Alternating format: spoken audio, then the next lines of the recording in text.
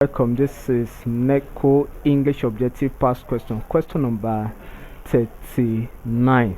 And the instruction to this question says choose from the options letter A to E, the one that is nearest a meaning to the word in italics. So this question is coming from Synonyms in English, and then the italicized word is demise.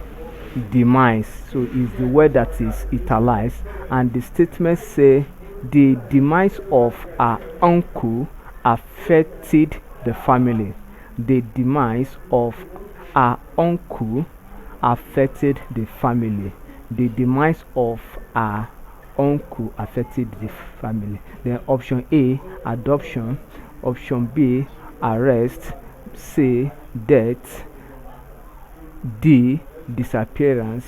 E, retirement. Of course, as we all know, demise means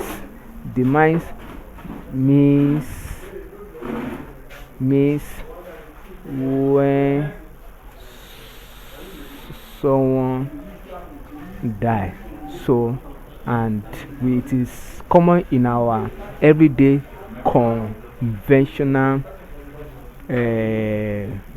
expression. So death is synonymous to the demise. So option C is correct. Thank you and God bless you. Kindly subscribe for more videos.